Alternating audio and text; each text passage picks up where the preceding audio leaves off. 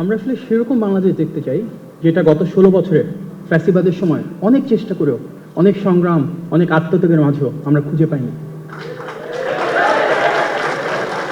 আমরা সেই বাংলাদেশ দেখতে চাই যেখানে আর কখনো তুলিয়াপার মতো আর কারোর সামনে আমাদের দাঁড়াতে হবে না, যেখানে বেদনাবিদ্ধ হয়ে আমরা কি বলবো সেখানে বাকরুদ্ধ হয়ে পড়বো। আমরা এমন বাংলাদেশ চাই না যেখানে মোবাশ্বের ভাইয়ের মতো আর কারো জীবনের একটা লম্বা সময়ভাবে ধ্বংস হয়ে যাবে রাষ্ট্রযন্ত্রের নিপীড়নের মাঝে। আমরা সেই বাংলাদেশ চাই যেখানে সত্যি আমরা মনে করব আমরা স্বাধীন দেশের স্বাধীন নাগরিক। আমরা সেই বাংলাদেশ চাই যেখানে আসলে আমরা ফেরত পাবো আমাদের রাষ্ট্রীয় মালিকানা।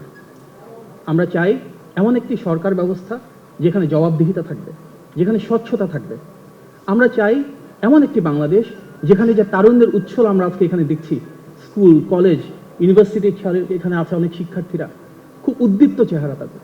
সেই বাংলাদেশ চাই যেখানে তাদের মেধার বিকাশ ঘটবে। সেই বাংলাদেশ চাই যেখানে চাকরির জন্য, ব্যবসার জন্য, জীবনে প্রতিষ্ঠিত হওয়ার জন্য কোনো একটি নির্দিষ্ট রাজনৈতিক দল করতে হবে না। আমরা চাই সেই মেধাভিত্তিক বাংলাদেশ যেখানে তারা তাদের সৃজনশীলতা দিয়ে, মেধা দিয়ে, যোগ্যতা দিয়ে যার যার ভাগ্যের পরিবর্তন ঘটাবে। আমরা সেই বাংলাদেশ চাই যেখানে আমাদের ধর্ম, বর্ণ, বিশ্বাস, আদর্শ, রাজনৈতিক অবস্থান যাই হোক না কেন, বাংলাদেশি জাতীয়তাবাদের যে বোধটাকে আমরা ধারণ করি সেখানে প্রত্যেকের মহান মুক্তিযুদ্ধে যে আদর্শ ছিল, মূল মন্ত্র ছিল, সেই সাম্য, মানবিক মর্যাদা এবং সামাজিক সুবিচার প্রতিষ্ঠিত হবে। যারা রাষ্ট্রের পরিচালনার দায়িত্বে থাকবে তাদের কাছে কে কোন দল করে, কার ব্যাকগ্রাউন্ড কি, কার রাজনৈতিক অবস্থান কি, এটা ম্যাটার করার কথা না। আমরা দেখছি স্টেট অ্যাপারেটাসকে গত 16 বছরে যেভাবে ধ্বংস করা হয়েছে একটি নির্দিষ্ট দলকে পলিটিসাইজ করে সাপোর্ট করবার জন্য, সেই জায়গা থেকে আমাদেরকে বেরিয়ে আসতে হবে। আমার নেতা, আমি তো একটা রাজনৈতিক দলের প্রতিনিধিত্ব করছি, আমাদের সিনিয়র ভাইস চেয়ারম্যান যিনি আগে ছিলেন, বর্তমানে অ্যাক্টিং চেয়ারম্যানের দায়িত্ব পালন করছেন, উনি সবসময় বলে ক্ষমতার পরিবর্তন মানে কিন্তু একটা দল থেকে আরেকটা দলের কাছে ক্ষমতা চলে যাওয়া না। ক্ষমতার পরিবর্তন মানে রাজনৈতিক সংস্কৃতির পরিবর্তন। আমি বিশ্বাস করি 5ই আগস্টের পর থেকে যে প্রগতিশীল রাজনীতি বিএনপি করে আসছে, আমরা চেষ্টা করছি আমাদের অবস্থান থেকে যতটা সম্ভব ইতিবাচকভাবে রাজনৈতিক সংস্কৃতি পরিবর্তন করা, একটা প্রোগ্রাম শেষ হওয়ার পরে সেটাকে ক্লিন করা, ব্যানার ফেস্টুন তুলে আনা, পূজার সময় পূজা মণ্ডপ এবং যে উপাসনালয়গুলো আছে সেগুলোতে কাঁধে কাঁধ মিলে সব ধর্মের মানুষের সাথে রুখে দাঁড়ানো, পাহারা দেওয়া, সেই সংস্কৃতি আমরা ভবিষ্যতে দেখতে চাই।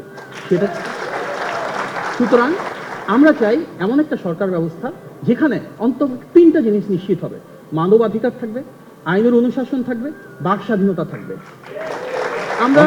আমরা এমন কোনো বাংলাদেশ চাই না যেখানে বেনার নিউজের মতন আর কারো একটা প্রোগ্রাম করে ঘোষণা দিতে হবে যে আমাদের নিউজ অনেকদিন ব্লক ছিল, আমরা এই সংস্কৃতিকে বের হয়ে যেতে চাই। আমরা এমন বাংলাদেশ চাই না যেখানে আমার ভারপ্রাপ্ত চেয়ারম্যানের মতন কারো কণ্ঠ রোধ করা হবে আইনের মাধ্যমে, আদালতের অপপ্রয়োগের মাধ্যমে। সুতরাং আমরা সেই বাক স্বাধীনতাকে প্রতিষ্ঠিত করব এবং সবকিছু সম্ভব তখনই যখন আমরা জনগণের আকাঙ্ক্ষার প্রতিফলনের মাধ্যমে একটি নির্বাচিত সরকার ব্যবস্থা পাবো, যেই সরকার সাধারণ মানুষের কাছে জবাবদিহিতা থাকবে, যেই সরকারের কাছে সাধারণ মানুষ স্বচ্ছতা পাবে, কারণ সরকারের কাছে সবসময় সেটা মাথায় থাকবে পরবর্তীতে নির্বাচন আসছে, সেই নির্বাচনে জনগণের ভোটেই, জনগণের ক্ষমতার মাধ্যমেই পুনর্নির্বাচিত হয়ে তারা রাষ্ট্র পরিচালনার সুযোগ পাবে। গত 16 বছর ধরে বিএনপির বিরোধী দলের থেকে যে রাজনীতি করে এসেছে, গণতন্ত্রের পক্ষের সকল শক্তির নেতৃত্বদানকারী দল হিসেবে বিএনপির লাশের উপর ভর করেই এই সরকার ফ্যাসিবাদ ট্যাগটা পেয়েছে। আমরা যদি দেখি বিএনপির 60 লক্ষ নেতাকর্মী, অনেক দেশে 60 লক্ষ পপুলেশনে নেই, 60 লক্ষ নেতাকর্মীর বিরুদ্ধে মিথ্যা মামলা রয়েছে। আমি এখানে আমার কিছু পরিচিত ছেলে দেখেছি, বিএনপির এমন একজন নেতাকর্মী নাই ছাত্র দলে যে পোস্টার সাটায় তার বিরুদ্ধে মামলা রয়েছে। 600-এর উপর নেতাকর্মী গুম হয়েছে, 2500-এর উপর নেতাকর্মী খুন হয়েছে, বিচারবহির্ভূত হত্যাকাণ্ডের শিকার হয়েছে।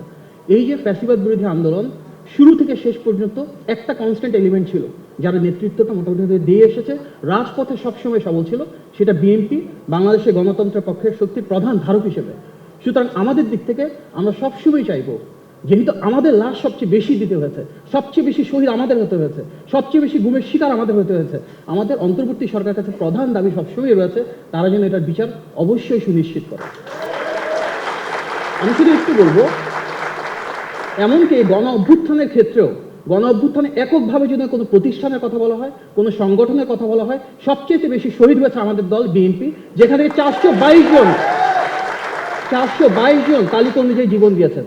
আমি এখানে শফিক ভাই আছেন, ওনাদের প্রতি আহ্বান জানাবো, আমরা তো আমাদের তালিকাটা দিয়েছি, সরকার এত দীর্ঘ সময় লাগার কথা না, ওনাদের উচিত সারা বাংলাদেশ থেকে যারা শহীদ হয়েছেন সে তালিকা প্রবর্তন করা, এবং আমরা যেটা বারবার দাবি জানাচ্ছি প্রত্যেকটা শহীদের পরিবারের যেন যথাযথ মূল্যায়ন হয়। বাংলাদেশ থেকে যতজন গণ অভ্যুত্থানে যতজন আহত হয়েছেন সেটার একটা পূর্ণাঙ্গ তালিকা করা দরকার। কখনো আমরা শুনি 15,000, কখনো 20,000, সুনির্দিষ্ট তালিকা করা দরকার। আমরা বিএনপি থেকে দলীয়ভাবে প্রত্যেকটা চেষ্টা করছি আমাদের সীমিত সামর্থ্যের ভিতরে বিভিন্ন পরিবারগুলো পাশে দাঁড়ানোর জন্য। তবে আমাদের প্রত্যাশা রাষ্ট্রীয়ভাবেও আহত পরিবারগুলো পাশে দাঁড়ানো হবে।